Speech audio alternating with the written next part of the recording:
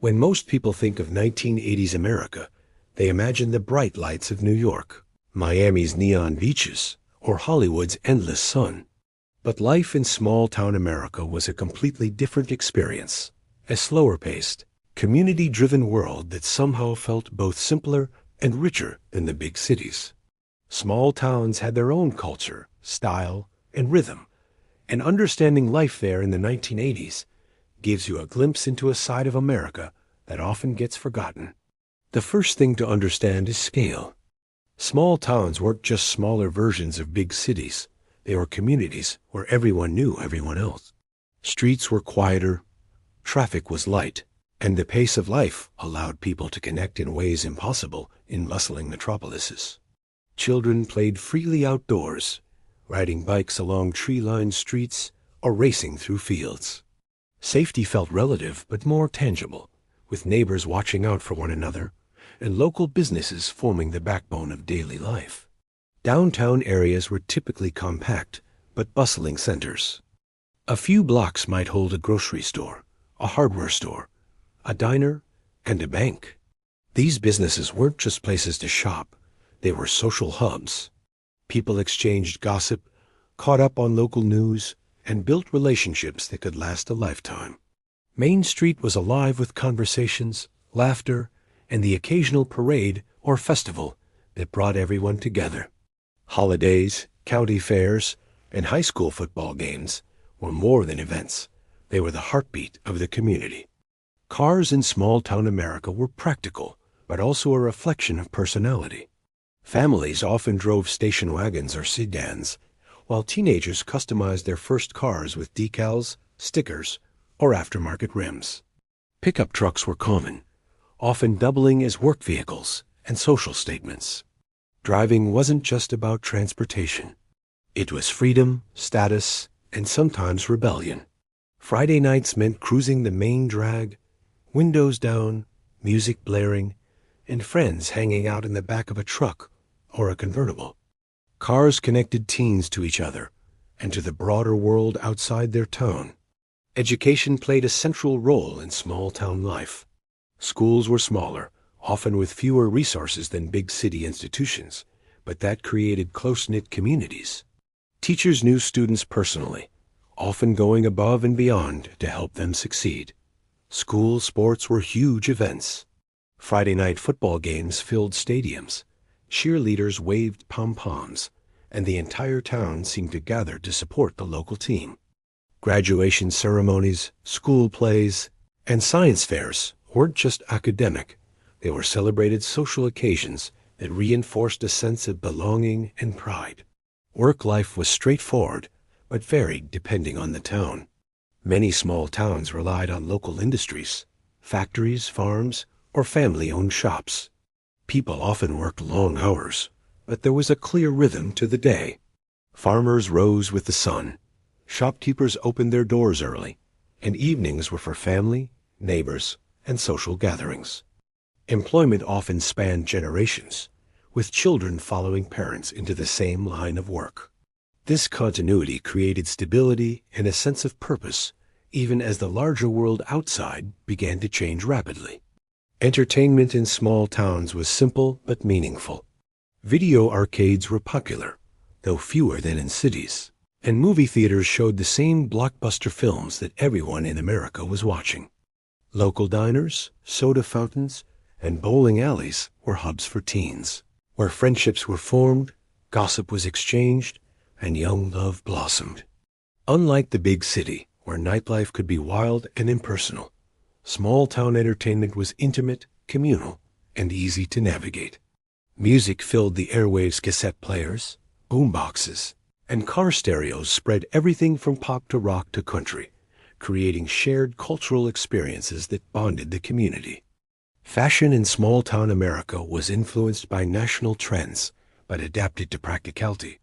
People wore jeans, flannel shirts, and sneakers during the day, with occasional flair for dances or social events. Teens experimented with bright colors, leg warmers, or teased hair, often emulating pop culture icons from MTV or movies.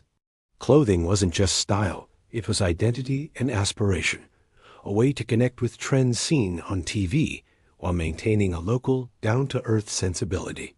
Community events were the soul of small-town life. Summer fairs, parades, and local festivals brought neighbors together. Farmers markets, church picnics, and town hall meetings weren't just routines. They were celebrations of shared identity. People worked, celebrated, and sometimes struggled together, creating bonds that were deep, lasting, and often intergenerational.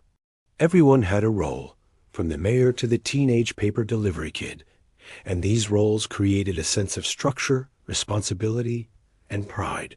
Small towns weren't without challenges. Economic downturns could hit families hard. Job opportunities were limited, and cultural exposure was narrower than in the big cities. Teens often dreamed of leaving for college or a bigger city, while parents hoped to maintain stability for their families. Yet these challenges fostered creativity, resilience, and community solidarity. People relied on one another, skills were passed down, and resourcefulness became a necessity. Life was both grounded and dynamic, influenced by tradition yet open to the small cultural ripples coming from the wider country. Food in small-town America reflected comfort, community, and practicality. Mom-and-pop diners served breakfast all day. Local bakeries provided fresh bread and pies, and home-cooked meals were celebrated occasions. Potlucks, picnics, and backyard barbecues were more than just meals. They were social rituals that reinforced relationships. Families gathered around the table, shared stories, and passed traditions from one generation to the next. Even fast food, while present, often took a back seat to locally made, meaningful food experiences. Life in small towns had a rhythm shaped by the seasons. Spring brought festivals. Summer meant long days at the local pool or lake. Fall brought football, harvest, and Halloween celebrations. And winter centered around school events and holiday traditions. People marked time through experiences, not just calendars. And the cycle of the year created both predictability and excitement. Every season offered opportunities for connection, adventure, and memory-making, even without the flashy distractions of the city. Small-town America in the 1980s was also a place of storytelling. Every family had history. Every street had tales. And legends of local heroes, oddities, and memorable events were shared around kitchen tables and in school hallways. These stories weren't just entertainment. They were a way of understanding identity, place, and continuity. Residents learned early on that community was defined as much by shared memory as by geography. In short, life in small-town America in the 1980s was a delicate balance of tradition and change, simplicity and ambition, safety and risk.